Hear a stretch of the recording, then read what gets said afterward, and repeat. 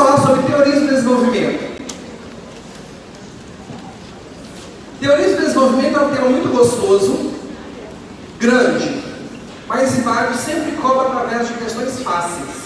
Que bom! Quando nós falamos das questões de teorias da aprendizagem da IBAD, são muito tranquilas. E você que ainda não conhece um site chamado Que Concursos, entra lá nesse site, Que Concursos, e vai lá em questões, e seleciona a parte de IBAD. Só baixa questões do IBAD. Vai te ajudar muito.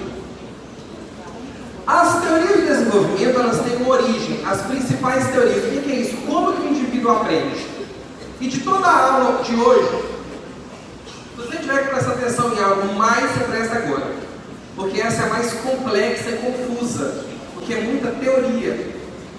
Então vamos lá. Como tem pouca coisa escrita, eu só vou falar, isso vai ter tiro. As teorias de desenvolvimento, elas surgem no início das discussões sobre escola e como o aluno aprende. Aí surgiram as correntes pedagógicas. Essas correntes pedagógicas, elas tratam-se das concepções de como aprender. Então, a história iniciou-se com uma corrente chamada inatismo.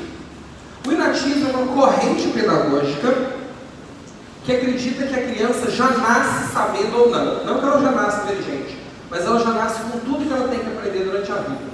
A vida apenas vai exteriorizar aquilo. Para o inatismo, a criança nasce sabendo ou sem saber, e nada do que ela fizer na vida vai mudar aquilo. Nada. O inatismo, ele dá zero, ele atribui zero força à vivência e à socialização. Tudo é biológico, é hereditário. A pessoa nasce com aquilo. Então, o inatismo, a pessoa nasce com tudo, e durante a vida não aprende nada. Aí, contrapondo-se ao inatismo, surgiu um outro grupo chamado de ambientalismo. Pode passar. O ambientalismo, ele era o seguinte, ele era totalmente oposto do inatismo. A pessoa, ela não nasce com nada. Nada. E na vida é que ela vai aprender tudo. Olha só, o ambientalismo, a pessoa nasce com nada. E durante a vida ela aprende tudo. Agora vamos voltar no inatismo. A pessoa nasce com tudo. E durante a vida ela aprende nada. O ambientalismo, ele dá um fator maior ao ambiente, ao contexto, que é no contexto das vivências que ele vai aprender. E por isso, por ele nascer sem nada, o ambientalismo, ele dá dois nomes. Peraí, meu braço está ficando perto. O ambientalismo, ele dá dois nomes para o aluno, para a criança que nasce sem saber nada. Anota que é a palavra-chave. Ele fala que nasce como uma folha em branco, ou como uma tábua rasa. Não esqueça essas duas palavras. Folha em branco ou uma tábua rasa. Folha em branco é um papel em branco. Tábua rasa é uma tábua que não tem nada, nada foi construído sobre ela. Então, o ambientalismo, ele vê que o aluno nascer com nada. Tudo vai ser durante a sua vida adquirido, ok? O inatismo é biológico, ele já nasce. E o social não muda nada. O ambientalismo é totalmente social. Tudo muda no decorrer da vida. E aí, no meio dessa confusão entre natistas e ambientalistas, surgiram teorias que tentaram aproximar e extrair o melhor que cada uma dessas teorias podiam trazer. Então aí surgiu um terceiro grupo chamado, uma corrente chamada interacionismo. O interacionismo é uma corrente pedagógica que acredita que a pessoa, sim, ela nasce com algumas propensões ao aprendizado, mas que durante a sua vida ela pode aprender, pode melhorar e aperfeiçoar. Tudo através da interação. O interacionismo entende que o aprendizado se dá através da interação. Ele já nasce com algo, mas pode mudar. Quem aqui assistiu essa aula no curso, viu um texto que eu coloquei sobre a menina e o menino? Que o menino, ele era todo desengonçado. O menino era todo atrapalhado, a menina era tudo certinho. Ela fazia certinho e fazia tudo errado. Eles começaram a conviver. Então aquilo que ele fazia errado, ele começou a fazer certo, porque ele aprendeu. E ela aprendeu até algumas aventuras com ele. Porque o interacionismo, ele permite que a gente aprenda, mesmo que a gente seja diferente. Então, inatismo já nasce, não aprende nada. Ambientalismo, nasce com nada e aprende tudo na vida. E o interacionismo aprende durante a interação. Então, hoje, para nós professores, nós e educadores, nós acreditamos no interacionismo. Que a pessoa, sim, ela nasce com algumas potencialidades, mas sim, isso pode mudar durante a vida. Tem gente que nasce com dificuldade em cálculo, tem gente que nasce bom de matemática. E geralmente, bom de matemática é o rapazinho com 6 de 7 anos de cálculo. Ele é bom de cálculo. E a menininha quietinha, fofoqueira lá na frente, é boa de linguagem. Mas não quer dizer que eles não possam aprender, pode. Isso é interacionismo, ok? Interacionismo. Então, o interacionismo, ele se subdivide em algumas vertentes. E ele dividiu-se em duas principais, chamadas de interacionismo construtivista e socio-interacionismo. O interacionismo construtivista tem como principal expoente o suíço Jean Piaget. E o interacionismo social, o socio-interacionismo, Lev Vygotsky. E eu quero hoje falar sobre a teoria deles. Professor, existem mais teorias de desenvolvimento? Sim, a Rivalon, vou falar minimamente sobre ela, não muito. Mas a IBAD cobra geralmente Piaget e Vygotsky, ok? Talvez a outra. O interacionismo construtivista e social, o que é? Pode passar. Vamos falar sobre as teorias de desenvolvimento, pode passar, o construtivismo. O construtivismo dá a ideia de construção, ele é a ideia de Jean Piaget.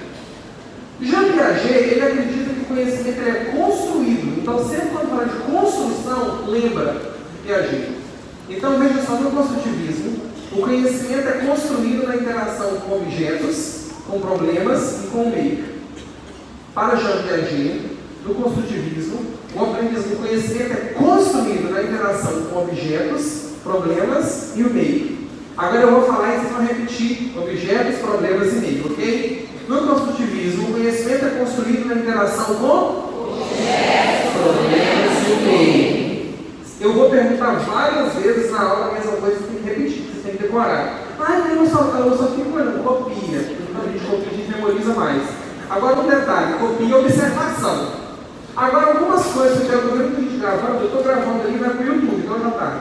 Toda a aula vai estar no YouTube, o slide eu vou colocar para vocês baixarem, mas a anotação pode fazer, importante, tá bom? Mas se for o caso de vocês se preocuparem com a gravação, eu vou disponibilizar para vocês. Então o construtivismo acredita na questão de construção do conhecimento.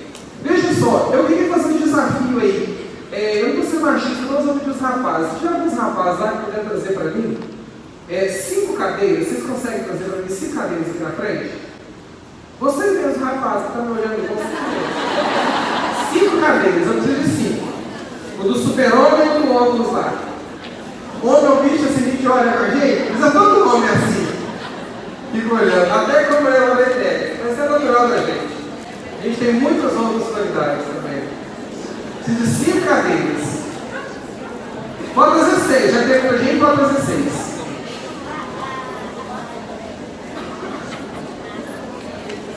E eu quero explicar a ideia do construtivismo com um conceito muito importante. Chama o próximo slide aí. Pode voltar. Pode voltar. Pode ficar.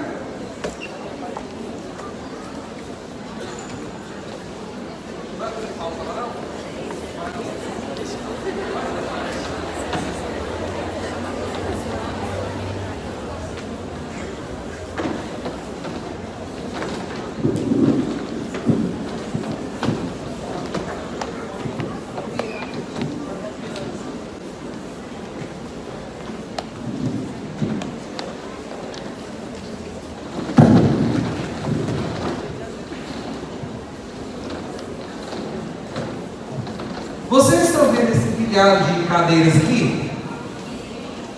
Aqui há um equilíbrio? Sim. Jean Piaget fala que eu aprendo através da interação com objetos, problemas. Jean Piaget fala muito da situação problema. Então, quando a gente fala da questão de situação... Não, vou mexer nesse canal para cair. E aqui tem caneca, então eu vou sortear depois a caneca do canal. Ele fala que existe no nosso intelecto algo chamado equilíbrio. E todas as vezes que eu me deparo com um novo objeto, com um problema e com o meio, vai acontecer algo chamado desequilíbrio. Desequilíbrio. Por exemplo, vou perguntar para vocês aqui agora. Raiz quadrada de 196.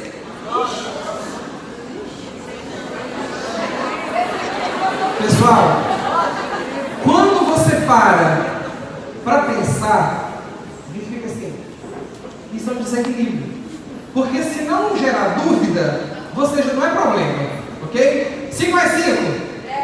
Não é problema. Porque se você já sabe fazer sem ter dúvida, não é problema. Então o problema é algo novo, é algo desafiador para a criança. Então quando ele depara com um problema, com algo novo, com um objeto novo, ele vai tentar descobrir e resolver. Então na hora que ele bugar a mente, a gente fica assim, pensando, não tem aquelas coisas? Há algo chamado de desequilíbrio. Beleza. Só que para eu conseguir resolver o problema, lembra que o problema é algo maior. É algo maior que eu não consigo resolver com aquilo que eu sei. Eu vou tentar resolver o problema. E para tentar resolver esse problema, eu vou buscar novos recursos. Ah não, para resolver isso eu vou ter que conseguir um novo recurso. Vai juntando os recursos. E aqui há desequilíbrio, porque na dúvida há o desequilíbrio. Então, no meio de tudo isso, ele vai descobrindo novas coisas, ele vai observando, ele vai conhecendo, ele vai pegando e vai conseguindo resolver aquele problema. Igual você colocar um negócio cheio de fórmulas para a criança encaixar a estrelinha no desenho certo. Na hora que ela pega, ela vai ficar em dúvida, não vai? Ela vai botar aqui, e isso ela vai ativando o intelecto dela. Só que chega um momento em que ela consegue perceber que aquela forma se encaixa no lugar da igual forma. Nesse momento, todo aquele desequilíbrio que havia acontecido, o que ele vai fazer? Vai começar a formar algo estável no intelecto da pessoa. Vai estabilizar. E vai acontecer o que Piaget chama de equilibração. Havia um equilíbrio, sim ou não? Sim. Quando veio um problema, um objeto novo, houve um desequilíbrio, sim ou não? Sim. Para tentar resolver o problema, ele conseguiu equilibrar de novo, sim ou não? Sim. O equilíbrio é igual ao equilíbrio anterior? Não. Esse é maior, mais sofisticado. Então toda vez que eu me deparo com um problema e resolvo, eu saio mais inteligente daquela situação. Porque eu aprendi mais. Eu tive que agregar mais saberes para conseguir uma equilibração superior. E sabe o que acontece na nossa prática pedagógica? Na hora que a gente dá uma tarefa para o aluno, a gente não pode interferir nesse momento, porque se eu interfiro no momento, o menino está fazendo, ele está raciocinando. Tem menino que está preguiça. Não, aí a gente tem que brigar. Aí não tem aquele que está assim, e fala assim, não, é assim, menino. Tem pessoa que faz assim. Você interrompe o equilíbrio. Ele vai responder. Ele vai chegar nesse equilíbrio aqui? O equilíbrio vai voltar, mas para o nível que ele estava. Não houve aprendizado. Não houve. A minha filha, a Sara, tem 10 meses. No mês passado a gente colocou ela tomar banho de bacia no sol, lá no terreno. Aí a gente colocou, na hora que a Patrícia sentou a Sara na bacia, a Sara começou a alisar a borda da bacia. Observar. Aí a Patrícia, eu vou pegar e colocar ela em pezinho. Eu disse, não. Aí eu falei, Patrícia, o que ela está? Ela está em que agora? Em que momento? Aí a Patrícia desequilíbrio, porque a minha esposa foi minha aluna de pedagogia. E eu vivo falando disso. Então lá em casa a gente respira conhecimento pedagógico. Então eu falei, ela está no desequilíbrio agora. E ela estava lá assim alisando, ela se deparou com um novo objeto. Ela estava alisando. Com o tempo ela começava a rodar. Só que chegou um momento que a Sara segurou, ela começou a segurar a bacia e veio que era forte. Sentada. Levantou e segurou na borda. Depois ela foi, sentou na borda aqui e está lá. Ela conseguiu aprender algo novo, superior. Mas primeiro, aquele momento assim, foi o desequilíbrio. Se a Patrícia intervisse ali, naquele momento, ela ia quebrar o desequilíbrio, a Sara ia sentar, mas o aprendizado não ia ser superior. Então vocês entenderam como que é importante permitir ao aluno essa construção ativa? Então quando você faz um simulado, igual nós vamos fazer hoje, aí você fala, não, eu acho que é assim, eu acho que é ali. Não, você não vai aprender não, tem que ser você sozinho. E olha, você não vê no colega, quando a gente vê no colega, acabou, não está certo o assunto, você fica na dúvida. Então, você não aprende. Então, quem estuda para concurso não cola nesse simulado, porque você tem que conseguir um equilíbrio superior. Então, partindo da premissa de e depois que a gente vê aqui nesse meio, de uma forma bem bonita disso aqui, o povo vai achar que a aula foi contextualizada, tá? Vocês aqui no meio, tem uma foto bonita com essas cadeiras aqui. Então, Piaget dá essa ideia de construção. Então, para ele, o nosso intelecto, ele se desenvolve a partir de construções. Está vendo o desequilíbrio? Tem hora que a pessoa não vai aprender, acontece o erro. Mas o erro permite que ele faça de novo e consiga chegar no equilíbrio. Então, por isso que Piaget fala da importância do erro. O erro para novas aprendizagens. Então, falando em construir, Piaget fala da construção intelectual. Nós temos estágios, fases de construção. Pode passar. E Jean Piaget classifica em 4 estágios: sensório motor, pré-operatório, operatório concreto e operatório formal. O que são cada um desses estágios?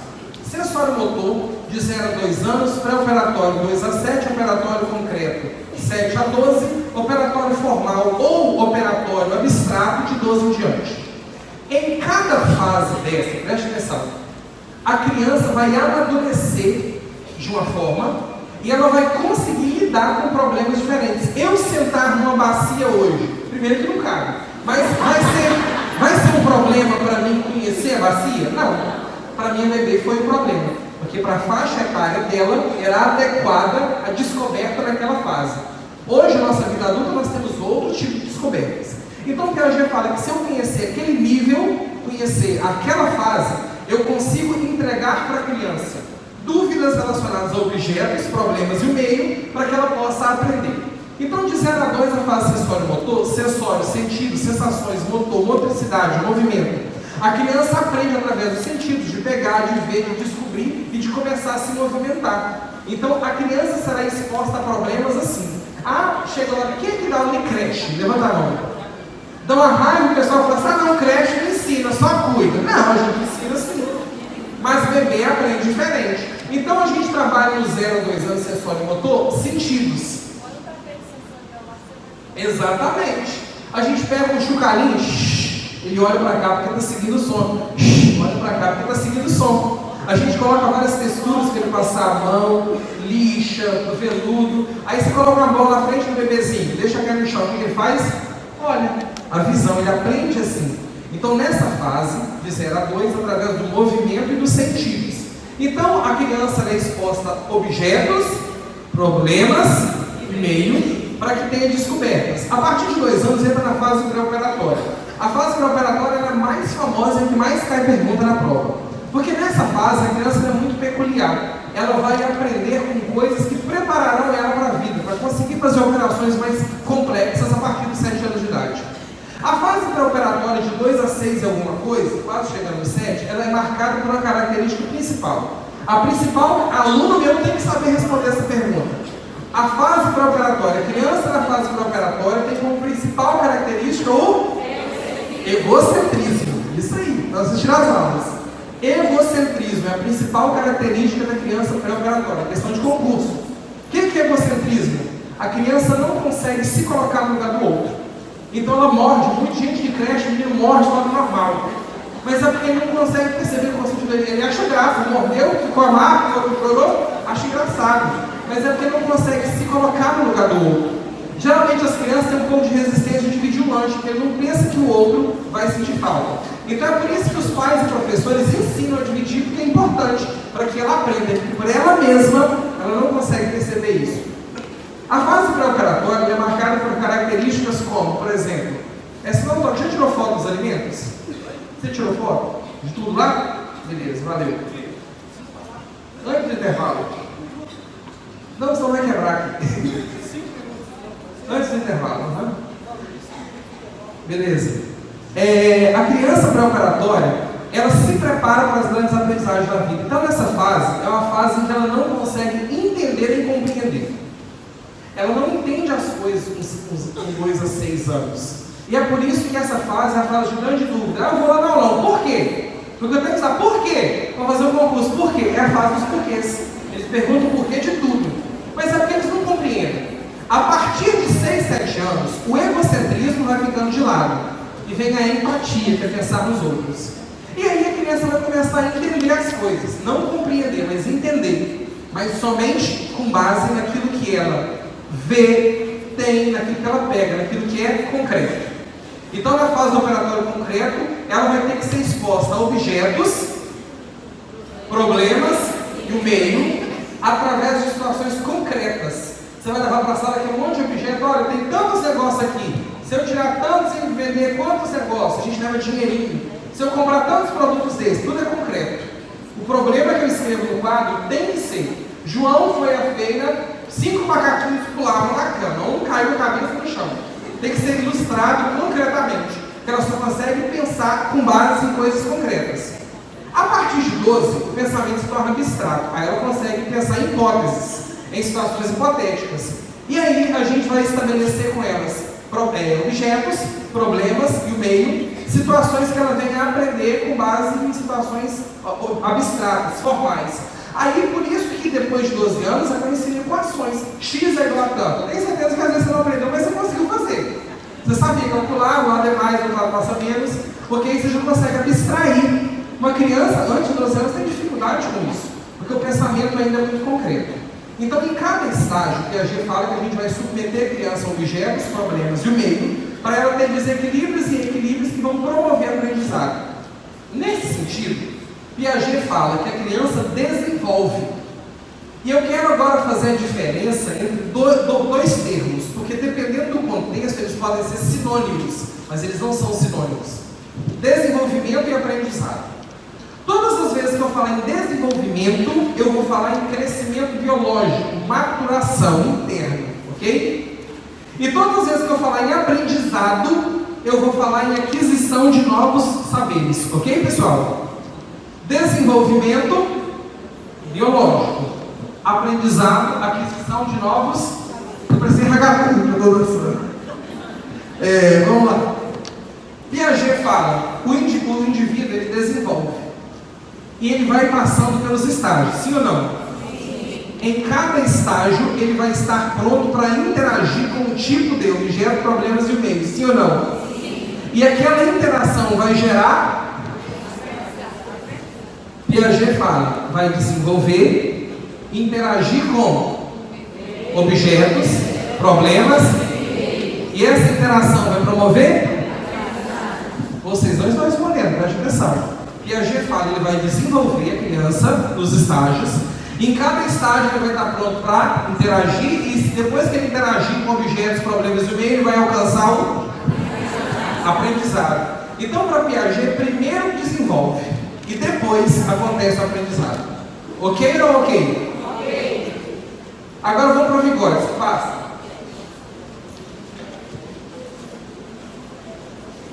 Passa o slide para mim. Vygotsky ele fala do interacionismo social. O que é interacionismo social? Sócio-interacionismo. Para Vygotsky, aprendizado não é com interação com objetos, problemas e o meio, é interação com pessoas mesmo, gente. Para Vygotsky, leiam comigo. Para Vygotsky, o indivíduo aprende a interação com indivíduos mais velhos e mais experientes. O que é isso? Pode voltar. Pode voltar. Vygotsky fala que a aprendizagem se dá em interações com pessoas, e o foco dele é o social. Então, por isso, Vygotsky dá um valor importante à questão da linguagem. Porque se ele fala de interação social entre pessoas, se a gente não tem a linguagem desenvolvida, dificilmente eu vou estabelecer uma relação com pessoas de qualidade. Então, ele fala de zonas de aprendizado. Ele fala de uma zona de conhecimento chamada de zona de conhecimento real, e uma outra chamada de zona de conhecimento potencial. A zona de conhecimento real, que é essa aqui, ela refere-se a todo aprendizado já consolidado no estudante, aquilo que ele já sabe. Zona de conhecimento potencial é aquilo que ele pode aprender. O conhecimento real é aquilo que eu já sei, potencial é o que eu posso aprender com base naquilo que eu já sei. Agora, não confunda o potencial com aquilo que você não sabe. Uma criança que sabe ler sílabas, é conhecimento potencial ler um texto? Primeiro, ela tem que, se ela ler sílaba, o potencial vai ser ler palavras. Potencial é só aquilo que ela consegue aprender com base no que ela já sabe. Então, Vygotsky fala que eu aprendo na interação com outras pessoas. Eu tenho conhecimento real e eu quero alcançar o conhecimento potencial. Então, nesse meio, para alcançar o potencial, eu vou ter que fazer o quê? com outras mais ou mais experientes. Para eu conseguir aprender. Na sala de aula, quem que é a pessoa mais velha e mais experiente? O professor. Mas pode ser pessoas em toda a sua vida. O tanto de coisa que a gente aprende uns com os outros. Quanto que um aqui é mais experiente ou mais velho, ensina toda a tribo, tem um ancião. E o ancião geralmente ele dá ensinos. Ou seja, para ensinar, mas precisa interagir socialmente. Então, Vygotsky fala, eu tenho conhecimento real, eu vou interagir e eu vou alcançar o conhecimento potencial. Quando eu alcanço o conhecimento potencial, ele vai ficar vagando ou ele vai vir para mim? Vai vir para mim, porque ele vai virar um conhecimento real, ele vai se transformar no conhecimento real. Então, nesse sentido, olha só como que acontece. Para Vygotsky, eu tenho um conhecimento real, que é pequenininho. Eu vou interagir e vou alcançar o conhecimento potencial que é maior, beleza? Ele vai ficar vagando ou vai vir para mim? Na hora que ele vem para mim, eu aprendo mais ou menos? Mais, então está maior. Então, ó, pequenininho, interagiu, alcançou o potencial, cresceu. Tinha um novo lá, interagiu, alcançou o potencial, cresceu. Interagiu, alcançou o potencial e cresceu. Veja só, o meu crescimento, ele só se dá porque eu alcancei e eu aprendi? Então, para Vygotsky, primeiro eu alcanço o aprendizado. E é esse aprendizado que vem para mim e promove desenvolvimento. Para Vygotsky, eu interajo e aprendo. E o aprendizado vai promover desenvolvimento. Para Vygotsky, primeiro eu vou aprender. E depois é que eu vou desenvolver. Olha a diferença. Vygotsky, primeiro eu vou aprender e depois eu vou. Agora vamos voltar para Piaget. Piaget fala o seguinte: primeiro eu vou desenvolver e só depois é que eu vou aprender. E Vygotsky fala que primeiro eu vou aprender. E é esse aprendizado que vai impulsionar e promover o desenvolvimento. Estão conseguindo entender essa diferença? De verdade? Então vamos lá. Piaget primeiro desenvolve e depois aprende. Vygotsky primeiro aprende, depois desenvolve. Então, vocês estão vendo esse espaço que pode passar, onde a interação acontece? Onde que eu vou interagir com pessoas mais velhas, mais experientes? Aqui nesse espaço amarelo. Entre o que eu já sei, para eu chegar onde eu quero saber, eu tenho que interagir nesse meio, no caminho. E é esse caminho, esse espaço entre o real e o potencial que eu chamo de zona de desenvolvimento proximal. Zona de desenvolvimento proximal é o espaço, é a distância existente entre o conhecimento real e o conhecimento potencial. O aprendizado acontece no conhecimento real? O aprendizado acontece lá no potencial? Ele acontece dentro da zona de desenvolvimento proximal. Como que isso pode cair na prova? Pode ser que esteja assim: zona de desenvolvimento proximal é o espaço entre a zona de conhecimento real e a zona de conhecimento potencial. Tá certo. Zona de desenvolvimento proximal é o intervalo entre o que eu já sei e o que eu posso saber. Tá certo. É a distância entre o conhecimento consolidado e o conhecimento que eu posso aprender. Mesma coisa. Entre aquilo que eu consigo fazer sozinho e entre aquilo que eu faço com a ajuda de um adulto. Mesma coisa. Então, cuidado para vocês não se confundirem. Mas, de uma forma geral, zona de desenvolvimento proximal é a distância entre o conhecimento real e o conhecimento. Lá no YouTube, no meu canal, você vai encontrar um vídeo sobre zona de desenvolvimento proximal que eu explico só a zona. Só a zona de desenvolvimento proximal. Que vai te ajudar. Pode passar. Rapidamente, Vallon. Vallon, ele é interacionista, construtivista. Mas Vallon, ele tem estágios igual ao Piaget. Mas eu não vou falar aqui, senão vai fazer uma bagunça na sua cabeça. Eu só quero te falar que Vallon ele tem 3 postulados principais em sua teoria: cognição, afetividade e motricidade.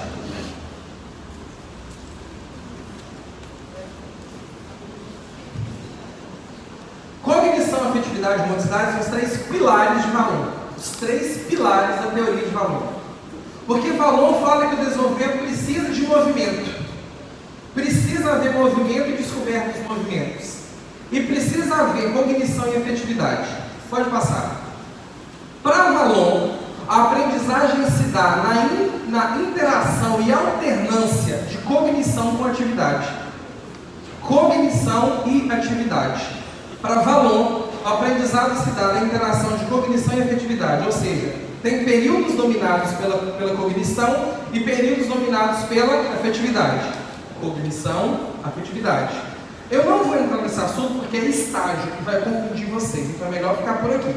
Mas todas as vezes que fala de afetividade, Piaget e Vygotsky que tem, mas o principal é Vallon. Vallon fala dessa ruptura entre emoção e razão. Sempre é necessário ter momentos de predominância afetiva, depois cognitiva, depois afetiva, depois cognitiva, para eu aprender. E ele postula sua base em cognição, cognição, motricidade e afetividade. Passa um clique aí.